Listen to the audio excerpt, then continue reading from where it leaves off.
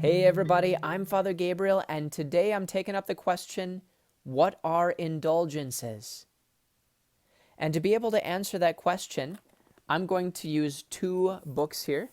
The first is the Catechism of the Catholic Church to explain what an indulgence is, and also to explain a bit of the explanation of what an indulgence is, because we're going to talk about the temporal punishment due to sin, and so that bears a little explanation. But then there's also this beautiful little book, the Handbook of Prayers. I find lots of excuses to get these into people's hands because they're amazing, and you'll notice the difference in size here.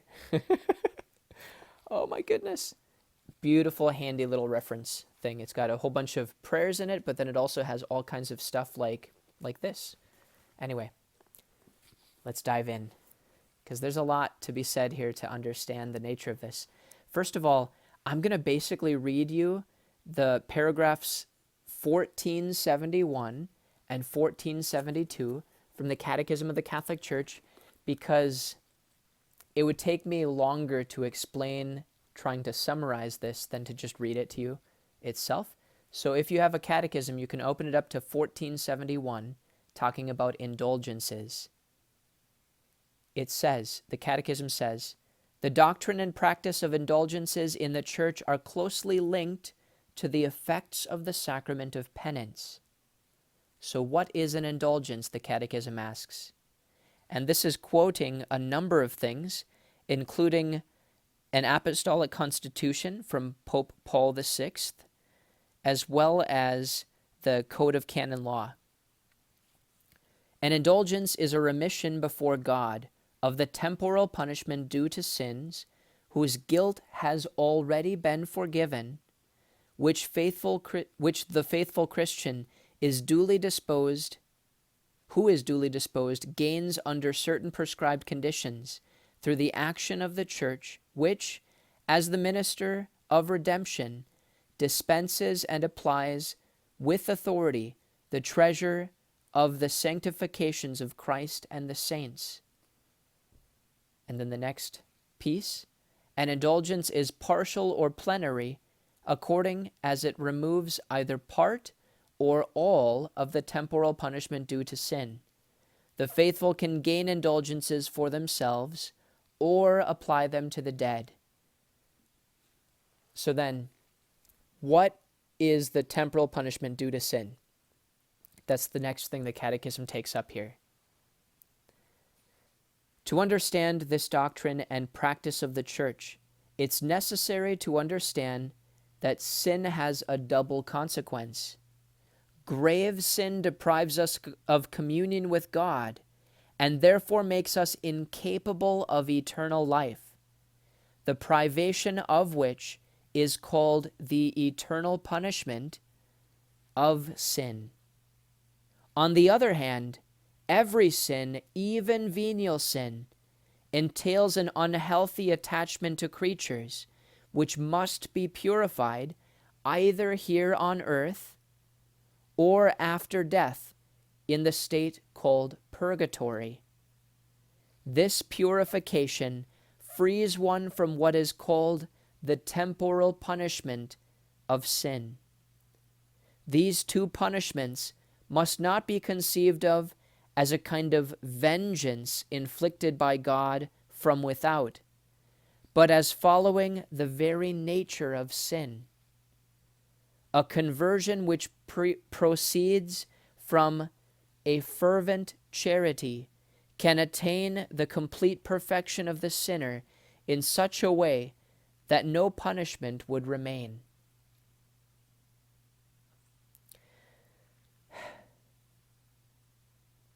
You might need to re-listen to that, or just crack open your catechism and chew on those words a bit. But now I'm going to talk about the more specifics about how an indulgence is obtained, because this is just explaining what the indulgence is, and it's also helpful to keep in mind how it can be obtained. So, only one plenary indulgence may be gained on any one day. several plenary indulgence may be gained on the basis of a single sacramental confession, only one may be gained on the basis of a single communion and prayer for the Pope's intentions. Nevertheless, another plenary indulgence could be gained at the hour of death, even if that day we already have gained one. If we are not properly disposed to receive plenary indulgences when it is granted to us, we receive only a partial indulgence according to the degree of perfection of our dispositions. Okay, so it already kind of explained a couple of things there, but it's going to explain them again in a little bit more detail, so I'll just keep reading this here. And again, this is from the Handbook of Prayers from the Midwest Theological Forum. Beautiful little booklet. To gain an indulgence, one must, and by the way, this is on page 20 and 21. To gain an indulgence, one must be baptized, not excommunicated, and in the state of grace at least at the time of the completion of the prescribed works.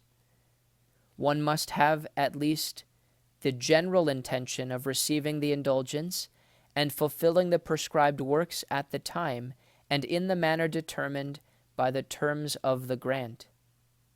And the usual conditions for gaining the plenary indulgence are, in addition to the good work to which it is attached, that you would receive confession and Holy Communion on the day of the performance of the good work itself, or within a few days before or after.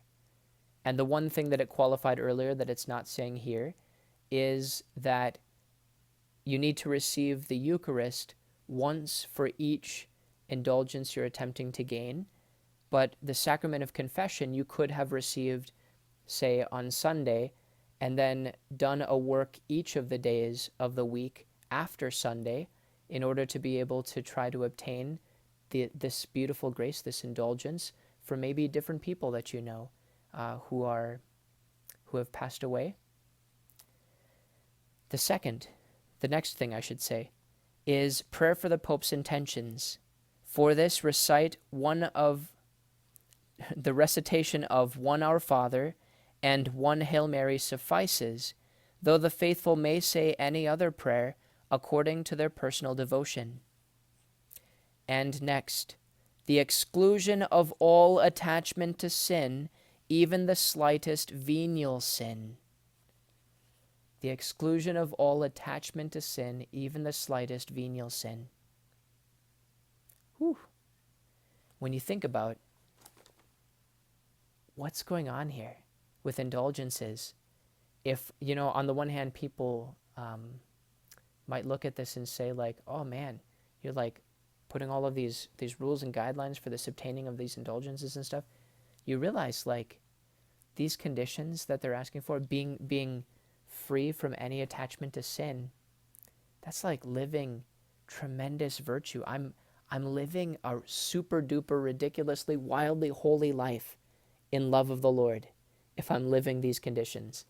And at least that one day, that one day. But if I'm capable of it on the one day, then probably I've got the virtue formed in my life by which I could be choosing to live this way every day. And so the Church is kind of nudging and encouraging us, I think, in this beautiful way to really live a life of holiness. Indulgences, the conditions for obtaining a plenary indulgence are be a holy and virtuous man or woman and be intentional in striving for this. So anyway, I hope that was helpful. I could go into explaining a bunch of things about this, but this would be a ridiculously long video if I do that. The definitions in the Catechism and in this little booklet are actually pretty clear, and I find them to be really helpful, so you might just need to re-listen to it again if it was too much. But God bless you. Have a very blessed day, and keep one another in prayer. Goodbye.